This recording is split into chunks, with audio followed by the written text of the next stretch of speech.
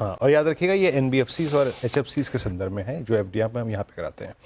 खैर, अब एक काम करते हैं, आज के महापोल की तरफ चलते हैं। जी हाँ, वर्ष 2025, इससे पहले, इसके शुरू होने से पहले हमने बहुत सारी अनिश्चितताएं, बहुत बड़ा प्राइस डैमेज देखा, लेकिन 2025 के लिए आपकी एक मिनिमम रिटर्न एक्सपेक्टेशन इक्विटी से कैसी होनी चाहिए, किन सेक्टर से फोकस करें, आइए जानते हैं यतिन के साथ इस आवाज़ के महापोल में। यतिन। सीएनबीसी आवाज का ये महापोल है जहां हमने ब्रोकर्स, एनालिस्ट और फंड मैनेजर्स से पूछा कि साल 2025 कैसा रहने वाला है, निवेश के लिहाज से, निफ्टी के लेवल के लिहाज से उनको क्या लगता है। सबसे पहला जो सवाल था हमारा कि निफ्टी में कितना रिटर्न उनको दिखाई पड़ रहा है, तो ज़्यादा करके रिस्पॉन्डेंट्स जो हैं, लगभग 70% ऑफ द पीपल, उनको लगता है कि इस टाइम बाजार में लगभग इंडेक्स लेवल पे 10% के रिटर्न बनने चाहिए, यानी 25 से 26 हज़ार का निफ्टी के लेवल वो देख रहे हैं साल के अंत तक।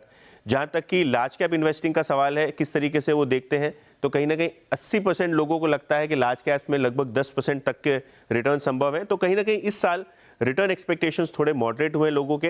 हालांकि मिड कैप और स्मॉल कैप्स की बात करें तो वहां एक्सपेक्टेशंस थोड़ा बेहतर है। इनफैक्ट अगर हम देखें तो लगभग 45% लोगों को ऐसे लगता है कि मिड कैप और स्मॉल कैप में ज़्यादा निवेश करना चाहिए और यहाँ आपको रिटर्न थोड़े बेटर बनेंगे। कितने बनेंगे ये भी आपको दिखाई पड़ेगा अगले पोल में कि 70% ऑफ द पीपल, उनको लगता है कि लगभग 20% से ज़्यादा के रिटर्न्स आपको mid and small cap stocks में दिखाई पड़ेंगे। लेकिन स्टॉक स्पेसिफिक एक्शन रहेगा और जहां अर्निंग्स आएंगी, जहां मुनाफा जो बेटर रहेगा, वहां आपको रिटर्न्स बनते हुए नजर पड़ेंगे। कौन से सेक्टर्स और थीम्स पे फोकस होगा? फाइनेंशियल सर्विसेज यानी पीएसयू बैंक्स, एनबीएफसीज, यहाँ निवेश के बारे में बात कर रहे हैं। 60% लोगों को लगता है कि वहाँ अच्छी अर्निंग्स आएंगी। टेक यानी आईटी स्टॉक्स पे भी जो है ज़्यादा करके ब्रोकर्स और एनालिस्ट आपको तेज़ी में दिखाई पड़ रहे हैं। हालांकि पिछले साल कैपिटल गुड्स पे लोग थोड़े ओवरवेट थे, इस टाइम केवल 10% ही यहाँ आपको वेटेज होता हुआ नजर पड़ेगा। तो कैपिटल गुड्स पे लोग थोड़ा बहुत अंडरवेट बन के चल रहे हैं। अगर हम कैश लेवल्स की बात करें तो ज़्यादातर पार्टिसिपेंट्स के पास लगभग 10% के आसपास का कैश है, यानी 90% जो है उन्होंने फंड्स बाजार में ऑलरेडी डिप्लॉय करके रखे हैं। बाजार उठापटक वाला है, इसीलिए शायद आपको ये 10% का कैश लेवल मेजॉरिटी पार्टिसिपेंट्स के पास आता हुआ नजर पड़ रहा है। कौन से फैक्टर्स से आपको बाजार में जबरदस्त ग्रोथ आती हुई दिखाई देगी, जीडीपी की ग्रोथ आती हुई दिखाई देगी? तो ज़्यादा करके लोगों को लगता है कि जो केंद्रीय बजट है और ट्रंप की जो अनाउंसमेंट्स हैं उसको लेके जो है बाजार में उठापटक रहेगी। इनफैक्ट ये दो बड़े इवेंट्स हैं, ट्रंप का जो पॉलिसी और जो केंद्रीय बजट है, जो बाजार को शेपअप करेगा 2025 के लिए।